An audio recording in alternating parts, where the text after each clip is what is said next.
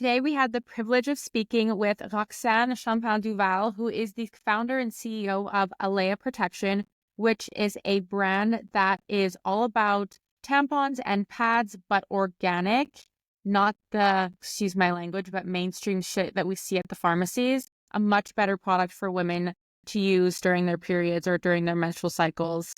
And it was just a beautiful episode. We really brought light to periods and how to destigmatize it, as well as the important ingredients you need to avoid when purchasing tampons and how you can switch over to a healthier tampon to have a very healthy life. Yeah, and just basically reading the labels. We read the labels of the food we eat. We read the labels of our skincare. We read the labels of everything. Yeah. But why aren't we reading the labels of tampons? Like, has anybody, it's just, maybe we are more now, but in my generation, I can guarantee you, in my mother's generation, that was not happening. No. People just bought what was available, right? So I love the fact that, I love the fact that she's created this brand that's safe for women. And, you have to think about the average period is 40 years, right? Every month. So you're putting in toxic products into your body every month consistently throughout 40 years of your life. It's like, it's a little bit wild that we haven't questioned this beforehand. But what I love about it so much is that she's created this product that is just completely a 360-degree approach to safe period care. Yeah, and to overall wellness. And let's not forget the environment, right? Yeah. We don't talk about that, but the environment is really wreaking havoc because of tampons, pads. Well, she'll say in the episode what the actual gravity of it is. Yeah, it's insane. But it was really just a very light conversation, very educational, and providing options for women almost all women who have their menstrual cycle to have a better option. Yeah, exactly. And she's really sweet. She's just a lovely woman. So welcome to the podcast, Roxane.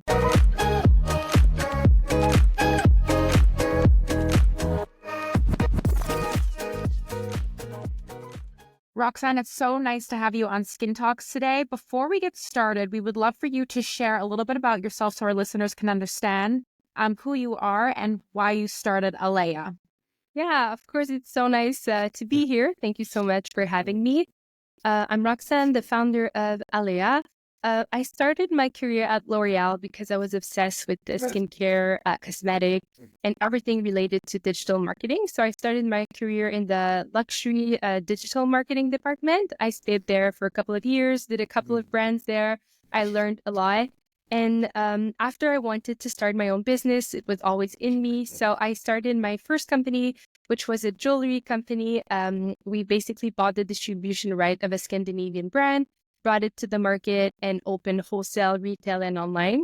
I did this for a couple of years. It was a great experience. And then I decided to sold my share and focus on my family. So I had my first child.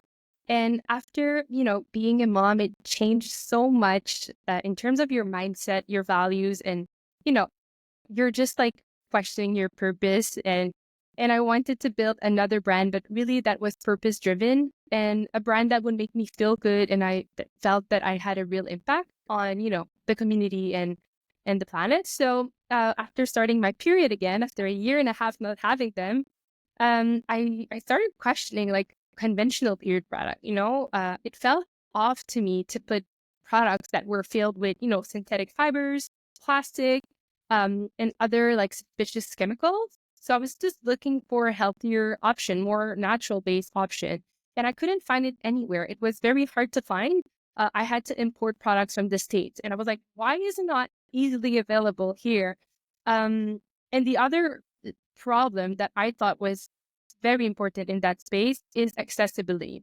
So anytime you would need products and you were at home, it's very hard to find period products in, school's bathroom, in the workplace, in gyms. And for me, I wanted to find a way to make it easier and more accessible to everyone to have access to period products. So no one ever misses out on, a meeting, a class, or a practice. Yeah. So this is how I started Alea. So I created a line of organic cotton and sustainable period products. And I decided to target first corporation schools with dispensers and like frictionless way to incorporate it in their bathroom across the country. It's amazing. That's very cool. I have to say that I'm so excited to have you on this podcast today because I feel that you've addressed, I always say when you start a company, you have to be solving a problem, right? Yep. There has to be, like you said, purpose. Yeah. And in my generation and my mother's generation and beyond that, there was just no other option. Yeah. There was no other option. This is what was available on the market. And just people trusted that what we were putting inside our bodies for, 40 years, 30 years, 40 years, every single month was safe. But we are learning more and more as we go through time that this is actually not true. And that there's a lot behind the scenes that we don't know about that's not safe for the body that we actually shouldn't be doing. And so I'm excited to learn all about that. And so congratulations on your product. I think it's wonderful. And I think it really serves a purpose and it solves a problem that is quite large because there's a lot of women and we need to find other solutions to make sure that we can stay healthy from the inside also, especially that part of the body absorbs so much too, right? Yeah. It's that very absorbing part of the body. So for 7 days or 6 days, we're using products that are not good for us. So what is the implication of that? So let's dive into it. I'm excited. Firstly, I want to know, how long have you been in business for? Like, when did you create this brand? I created Alea in 2022 and officially launched it to market in December 2023. At the same time as the federal government passed a new regulation that mandated all federally regulated companies to offer tampons and pads for free in all bathrooms across the country. So in terms of timing, it was kind of a perfect timing for us because now we have huge customers that actually need to provide this service to their employees. And what is great is that there was not a lot of option out there for like organic and plastic-free products. So when I offered my solution, they really went above and beyond of what they had to do and decided to implement a solution that was also better for, their staff, their employee, their people, and also the planet. So it's it feels good. Absolutely. Yeah, I feel like it's a really good time because I've obviously in 2024 I remember I think it was Forbes that came out with this thing about how all these huge tampon companies are full of plastic and lead and this and that, and it was like bleach. I mean, I think as women, we kind of maybe already knew, but we didn't have another option. So it was like, we kind of have to just use what's out there.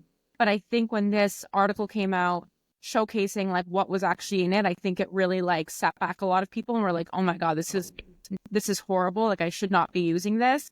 And at the same time, I think if I'm not mistaken, I've said it before, but I'm not 100% sure that apparently tampons were tested in water for years, and only in the past couple years have they started actually testing it on real blood to see the efficacy of the tampon, which is insane. Yeah, it's crazy.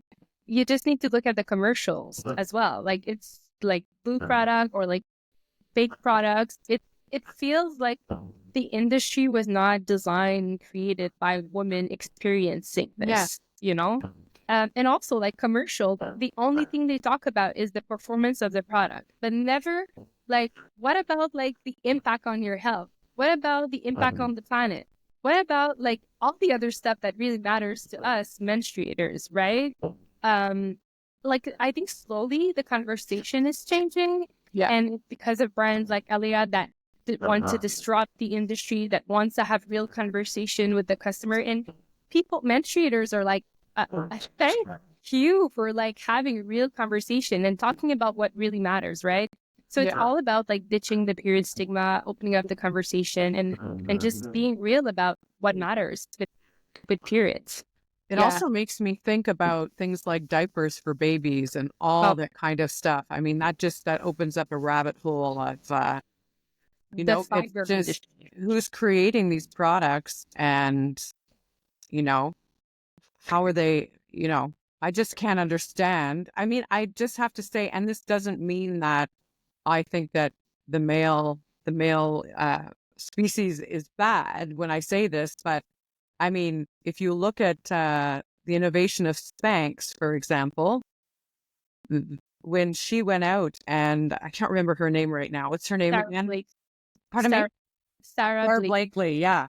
She went out and she had to disrupt Spanx and hosiery and had to argue with men about how hosiery fits on women's bodies and where it's comfortable, not comfortable.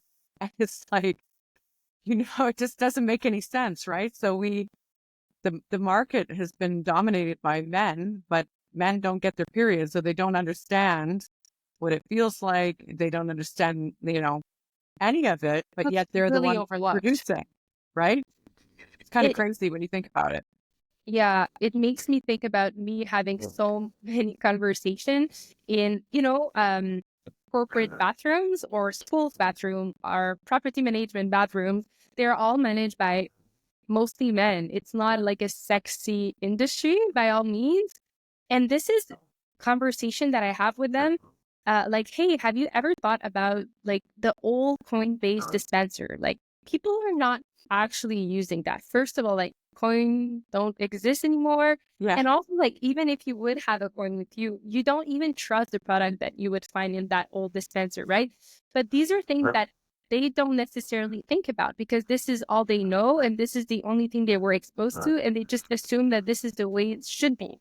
So you kind of need to involve some like a menstruator, a woman, someone to represent like the women's bathroom, because it's just not, it status quo is not enough. It's like we need to change things, but I don't want to blame them because no, it's not that. It's not like pointing fingers, but it's the reality of a lot of things that we live with and that we accept, that we don't question. And now I love the fact that we're starting to question these things.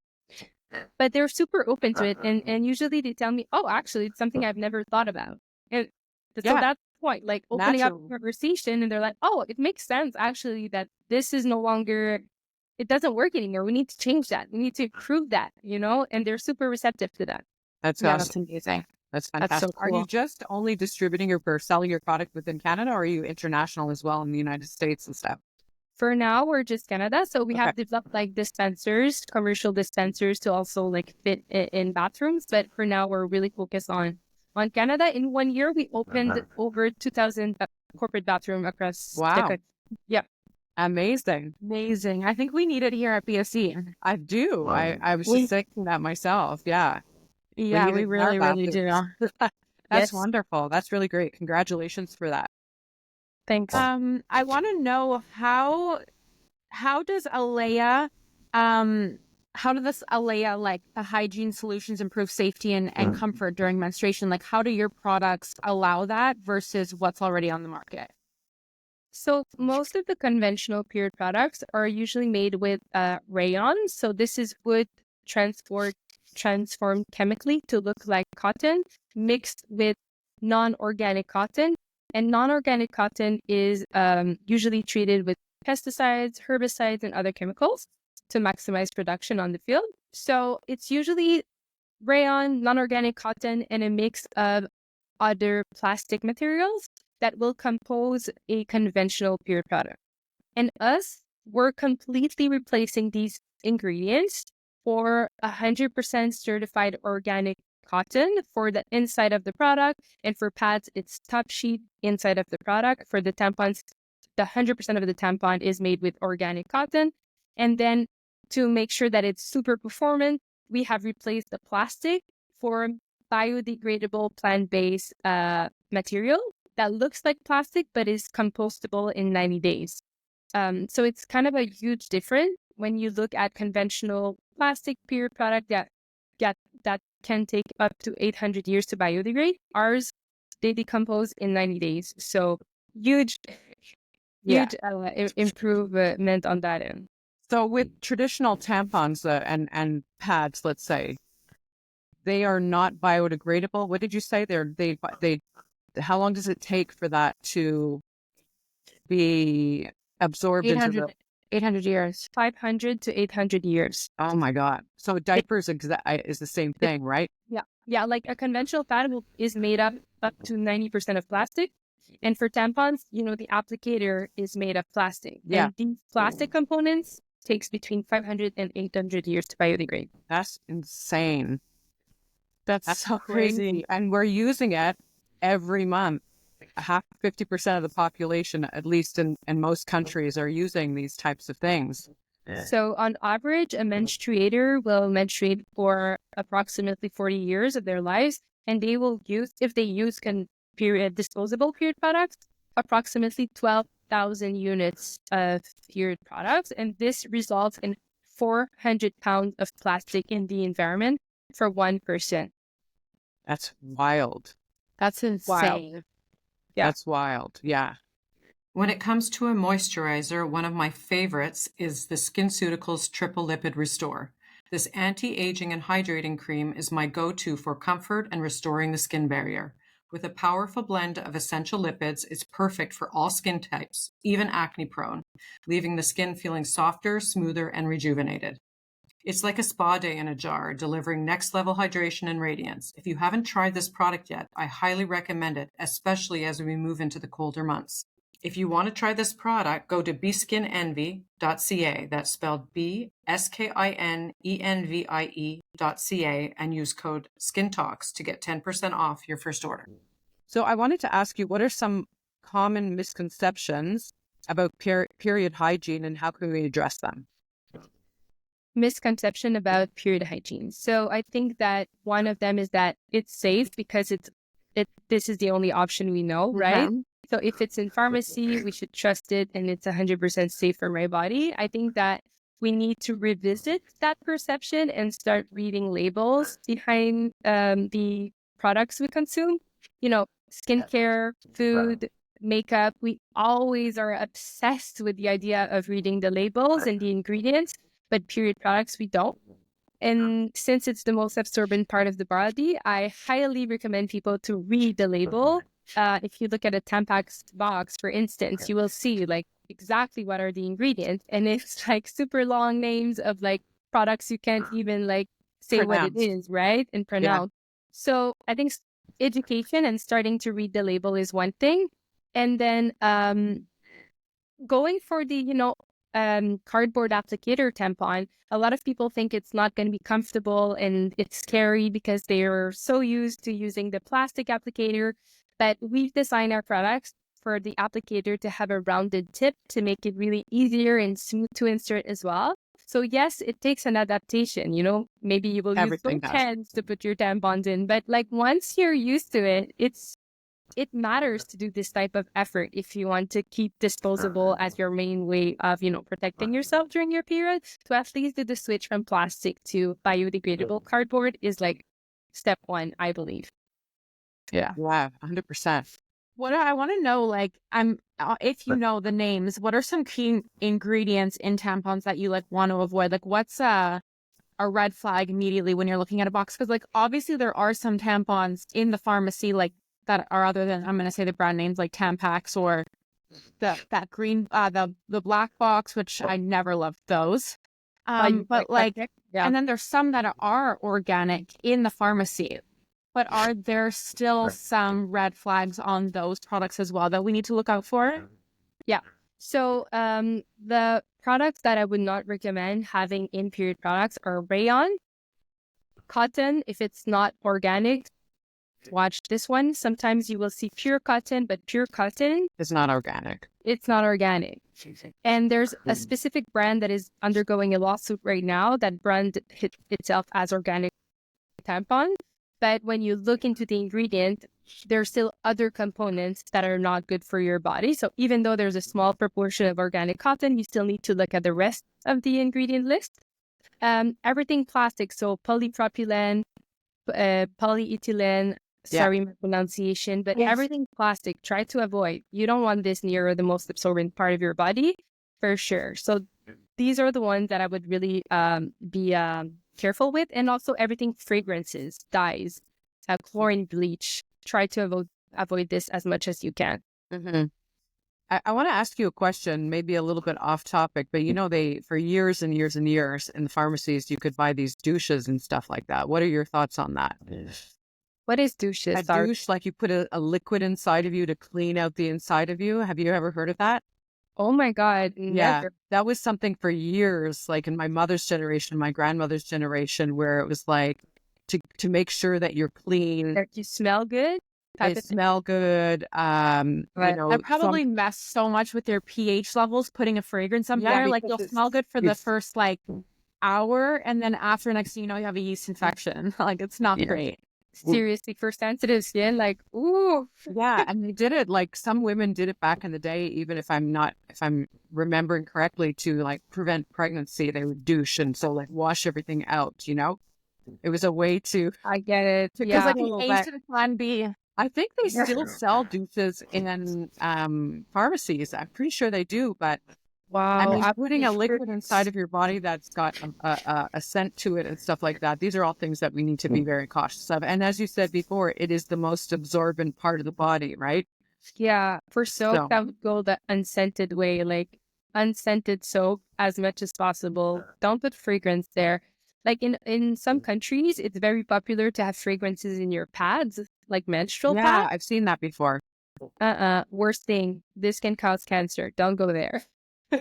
Yeah, I mean, it's insane. I would never think to like do anything with fragrance down there. It would stress me out. Like, but again, like, is it a woman, a menstruator that thought about like, I don't want to be smelly during my period, I will add fragrance? Like, I feel like this is such a woman thing to do. Like, no, I never even occurred to me stuff like that. And also, like, I don't know, I just never really even knew that it like would smell. Like, unless you have like in a moment of time where you're a super heavy flow, then maybe there's like a tinge, but like you just go and you change your pad or whatever it is, like there's no smell to it. So you change your pad and you're all good. All good, yeah. Girl. I want to know, for you, do you prefer tampons or pads? Like, are you like, because there's also this talk about like putting a tampon in for so long is not good. There's toxic shock, don't sleep in it, all these things. So are you an advocate or more for like the pads, or do you think tampons, if used appropriately and properly, are still okay? Well, first of all, tampons are medical devices. They can be dangerous if you put them more than 8 hours in your body. So this is super important to respect. And, you know, this brings me to period poverty. You know that 1 woman out of 5 in Canada has suffered of period poverty. And this means either she pays the rent, buy food, or pay for period products. And the problem is with that is that if she doesn't have enough money to buy period products, she might hold on her tampon more than 8 hours. And this is super dangerous. Like, organic or non-organic, like you cannot keep tampons more than 8 hours in. That's first of all. But if you use them properly, there's absolutely like no risk, right? So I'm not an advocate more for pads or for tampon, because if used properly, both are super safe. It's more about like the lifestyle of the person. And this was my problem. I'm all for reusables. I think they are great, but it's not appropriate for every kind of lifestyle or at every stage of your cycle. Like, I love using underwear at the beginning or at the end, but in the middle and when I'm at work and I have meetings, it's not the best for me. So I just wanted to give an additional option for that person who absolutely disposable, but want like a healthier version of it. Yeah. Yeah. Environment also. Yeah, I totally understand that, because for me personally, like if I'm at home and I'm on my period, I'll definitely wear my period underwear, and I'll just like, I'm not going out, nobody can see me, like I feel comfortable. I feel also so much better, because I find like if I put a tampon in, I'll cramp more, like I'll get more period pains. So I feel amazing. I'm like, I pray every single time that I'm getting my period on the weekend so I can just sit at home in my period underwear. But you're right, like it's coming to work and then like, for me, it's just not, or like I have to go, I'm going to for my workout, like I'm not going to be wearing my period underwear to. So I understand that very much, but it is a really nice feeling to know that like you're just going through it at home. But yeah, having a really good tampon or pad at work, or if you're going to the gym, like it's much more like feasible for people, you know? And I'm assuming that you have different absorption, you know, the light, medium, very heavy, for pads and for the tampons as well. Yeah, exactly. So we have in the tampon the light, regular, super. And for the pads, we have the liner, we have day pads with wings and night pads with wing, and we're introducing a new SKU in the next couple months as well. Fun. Love Amazing. That. I love that. Yeah, that's great. So why is it that, like, I would like to know what kind of things can happen to you when you're not using organic cotton, and how is it going to benefit your life by using products like Alea in terms of possibilities, you know? Okay. Well, I cannot say like, hey, here are the facts, like you will get cancer and stuff. This is not at all what I'm saying, because the FDA is still investigating the negative long-term effect of using conventional period products. Since the research last July that found chemicals and lead in tampons, they have mandated, the FDA has mandated more research around the potential danger of using conventional period products on a long-term period. So that's that. But it is known that there are a lot of different risks associated to exposing your body to these chemicals for a long period of time. So it's like consistently. So it's like I'm saying to everyone, it's like food, it's like skincare, like invest in organic, invest in natural ingredients, like everything that is going inside your body, you should care about. And for sure, there will be a direct impact on your health. So I'm just really encouraging people to go the natural and organic way. It is a bit more expensive, but it's such an investment because it's your own body. And when you think about, the price of skincare versus the price of period care, I mean, it's still like a very period care box will cost you $8-9. It's a good investment. It's just we need to change the mentality around it's just a commodity. No, it's an investment in your self-care. That's what we really need to put in our mind. We were never thought people never thought us to think about period care this way. It was just a commodity like toilet paper, but no, it's not. It's really part of self-care. I agree. Yeah, totally. I agree 100%. And I love the conversation about like how Alea and also of course you, how like you're just destigmatizing periods. And I noticed, and I've noticed also in my, like as I get older, I noticed that I'm more vocal about like, I when I was younger, like you didn't really talk about your period, or it wasn't as, I don't know, people weren't as interested. I don't know how to explain it, but I feel like now there really is associated around. It's like there was somehow a black cloud around a period. Yeah, comes to, or like even the stereotypes of, oh, she's on her period again, or oh, she's moody, like, So I love the conversation about destigmatizing. And how do you like day to day and within your company kind of push that envelope? Like, yeah, and also bring it to be proud of it. It's a beautiful thing, actually. You might have cramps, you might not feel so great, you might get a little bit like crappy before, but actually it's part of our overall cycle and life force, as women. It's incredible. Yep. And if you have your period, it means most likely you're healthy, having your period means like your body's functioning in a great way. And for us, it's all about the communication angle that we're taking on social. It's like celebrating periods rather than being like, it's my period again. So how can we help people feel good about their period? And we also like doing partnership with companies, but also sports league. Like we're the first sponsor of a female soccer team, because we never want an athlete to miss on a goal opportunity because she didn't have access to a tampon because of a game. So we're kind of like opening up the conversation. Also, like in sports, it's huge. So by opening up the conversation in different industry, I think it normalizes the subject. It's like reducing period stigma and encouraging other teams, other sports team, other organization to also like take the leap and just embrace it and talk about it. And we want this to become the norm. We want this to become part of everyday's conversation. And we want employees to be able to talk about this with their boss. It's like it shouldn't be. It's everybody knows it. Every woman, almost every woman has it. until you go through menopause. But even the conversation around menopause, there's a black cloud around it. And it's like, oh, she's menopausal now, so she's this and she's that. And I just think it's such crap. You know, I have to be honest with it. It really annoys me. Yeah, because we carry around a bit like shame around everything instead of just celebrating all of it and the different stages of life. So normalizing it and vocalizing and making young girls that are getting their period, not see it as something that's bad and see it as something that's wonderful. And then how to manage it through your life and embrace it in a way, you know? You know, that brings me to talk about when, even as like when you're a teenager, do you remember like going to the bathroom at school and like taking the tampon and shoving it up your sleeve and like walking, like what's the shame in that? Like, yeah, why? You know, like just take the tampon out. Like maybe brands can start making tampons that aren't like green and yellow and colorful so that people are like, oh, that's a tampon. But like, you know, it's kind of crazy. I used to hide it all the time, or I'd be like, oh, I have to go to the bathroom. Like, you know, like I would be so nervous.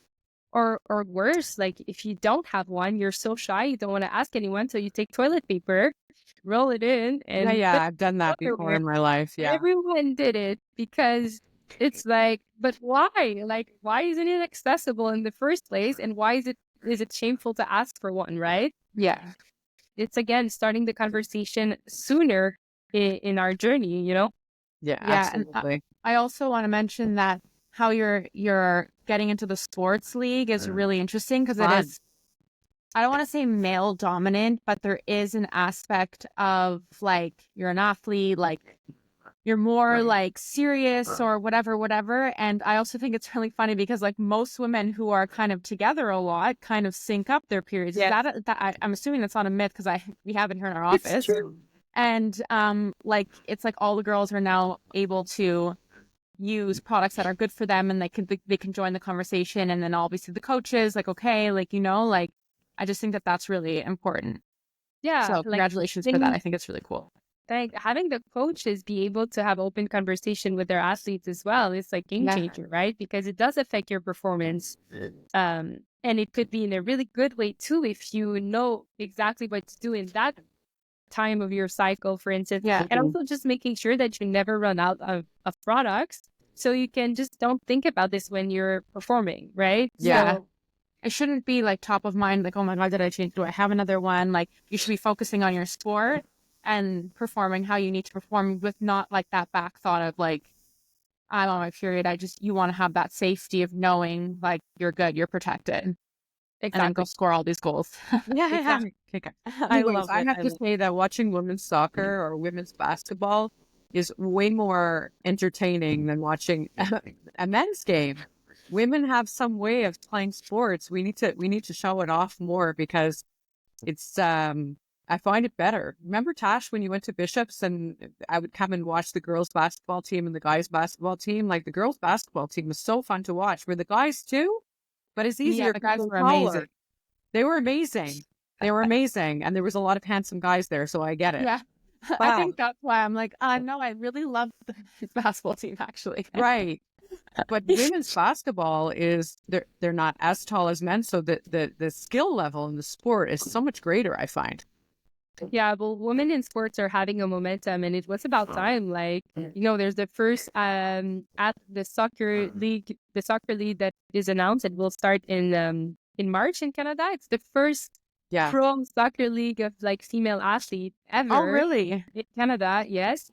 We have Les Roses in Montreal. That will be the team here. And there's like 6 or 8 teams across the country. I think it's fabulous. Exciting. I was sitting in a restaurant the other night and somebody was talking about the hockey game, men's hockey game, and I think they had and lost. The new team we have, and they were saying that one night of the week there's women's hockey at the Bell Center. Yeah, and apparently it's absolutely fabulous. So I have to check that out. Are you doing business with the female hockey team yet? L'équipe de Victoire de Montréal, no, but the soccer team that is coming, maybe. Yes, we're going to put in some good energy for I you to love get that. Yeah. That's wonderful. Yeah. Amazing. It's totally amazing. I just love this whole conversation because it's really just bringing light to more or less what every woman goes through and providing options that are not like, there's almost like your whole life you were forced to use these products because there's no other alternative except for like bleeding in your pants or whatever, or being stuck at home or not being able to leave. So I think that what you've created is just, it's so nice. And I think also the timing of everything. I mean, I kind of wish it was earlier for a lot of women, but I think the timing of like the news article coming out about all the lead and all of that, like it's a perfect opportunity for your business to really like shine through and thrive, because more and more people, I think also the newer generation, they're much more, they have a bigger intuition when it comes to reading ingredients and like really like being careful with what they're putting in their body, what they're putting on their skin. So it's really like the perfect time to have this product on market, because you're providing such a good solution for people, such a safe solution, and like the security of knowing that their bodies are going to be okay. Yeah. 100%. It's amazing. So interesting. Yes. Thank you so much for today. We absolutely love it. I'm on your website right now. And I'm just going to buy, I know my period's coming soon, like probably next week. So I'm going to need those because. And I just want to add that we created bulk packs because your periods are not going anywhere. And why are we always buying in small packs? So we have designed like 32, 75 tampons and pads. It's 56 pads. And it's basically buy bulk, save more. So it's more cost efficient. You have period products for 3 months. It's really, I think, the way to go in terms of consuming your period products, because it's also more sustainable to ship bulk. So I really encourage you and all your audience to look it up. Yeah, definitely. I'm buying mine right now so that I can get them in time for my period, because I'm no longer using Tampax. And I also, like, the girls in the office always come up, they're like, Tash, can I have a tampon? I'm like, yeah. So I give them, I have a stash here because, like, I need them in my house. I need them here. I need them everywhere. And now all the girls will come into my office and ask for the good tampons. So I'm happy to provide that to them as well.